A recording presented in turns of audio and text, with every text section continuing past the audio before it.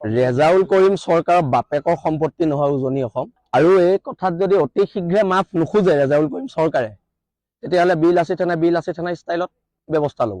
শিৱসাগৰখন ধুবুৰী বনাব তাৰ বাপেকৰ শিৱসাগৰ নি এই কথা বতৰাবোৰ নচলিব। এইফালে আমাৰ মানুহবিলাক এনেই আমি ৰেজাউল কৰিম চৰকাৰ খাবলৈ জীয়াই আছো। এজন বংগমূলীয় মানুহৰ খাবলৈ ইয়াত খিলঞ্জীয়া মানুহবোৰ জীয়াই আছে। যদি লাগু বুলি কৈছ চিধা চিধি ক'ব লাগে। উজনি অসমৰ মানুহতো বহি নাথাকিব নহয়। যদি লাগু বুলি কৈছে চিধা চিধি ক'লেই হয়। ক'ত যোগদান কৰিছে সেইটো কথা আমাৰ কাৰণে মেটাৰ নকৰে, কিন্তু যদি কোনোবা ৰাজনৈতিক দলৰ সভাত কৈছে সেই ৰাজনৈতিক দলটোৱে ৰাজহুৱাভাৱে ক্ষমা খুজিব লাগিব, তেওঁক বহিষ্কাৰ কৰিব লাগিব, নহ'লে এইটো এখন বেলেগ হ'ব। আৰু ৰেজাউল কৰিম চৰকাৰৰ বাপেকৰ সম্পত্তি নহয় উজনি অসম আৰু এই কথাত যদি অতি শীঘ্ৰে মাফ নোখোজে ৰেজাউল কৰিম চৰকাৰে তেতিয়াহ'লে বিল আছে থানা ষ্টাইলত ব্যৱস্থা ল'ব। শিৱসাগৰখন ধুবুৰী বনাব তাৰ বাপেকৰ শিৱসাগৰ নি এই কথা বতৰাবোৰ নচলিব। এইফালে আমাৰ খিলঞ্জীয়া মানুহবিলাক এনেই আমি ৰেজাউল কৰিম চৰকাৰ খাবলৈ জীয়াই আছো। এজন বংগমূলীয় মানুহৰ খাবলৈ ইয়াত খিলঞ্জীয়া মানুহবোৰ জীয়াই আছে। যদি লাগু বুলি কৈছ চিধা চিধি ক'ব লাগে। উজনি অসমৰ মানুহতো বহি নাথাকিব নহয়।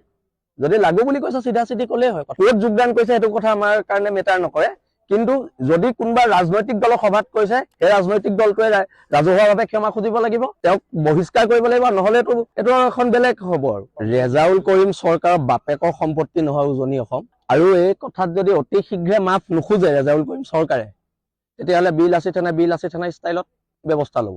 শিৱসাগৰখন ধুবুৰী বনাব তাৰ বাপেকৰ শিৱসাগৰ নি এই কথা বতৰাবোৰ নচলিব। এইফালে আমাৰ খিলঞ্জীয়া মানুহবিলাক এনেই আমি ৰেজাউল কৰিম চৰকাৰ খাবলৈ জীয়াই আছো। এজন বংগমূলীয় মানুহৰ খাবলৈ ইয়াত খিলঞ্জীয়া মানুহবোৰ জীয়াই আছে। যদি লাগু বুলি কৈছ চিধা চিধি ক'ব লাগে। উজনি অসমৰ মানুহতো বহি নাথাকিব নহয়।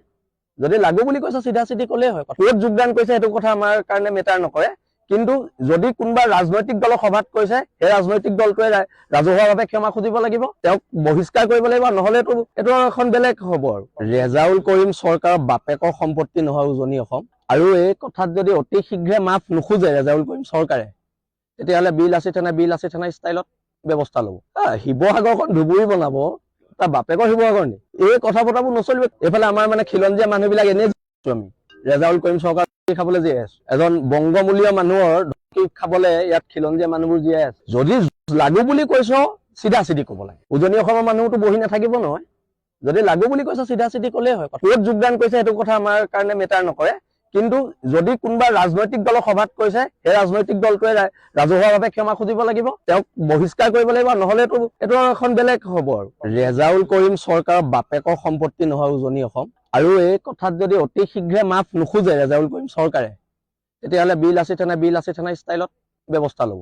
শিৱসাগৰখন ধুবুৰী বনাব তাৰ বাপেকৰ শিৱসাগৰ নি এই কথা বতৰাবোৰ নচলিব। এইফালে আমাৰ খিলঞ্জীয়া মানুহবিলাক এনেই আমি ৰেজাউল কৰিম চৰকাৰ খাবলৈ জীয়াই আছো। এজন বংগমূলীয় মানুহৰ খাবলৈ ইয়াত খিলঞ্জীয়া মানুহবোৰ জীয়াই আছে। যদি লাগু বুলি কৈছ চিধা চিধি ক'ব লাগে। উজনি অসমৰ মানুহতো বহি নাথাকিব নহয়।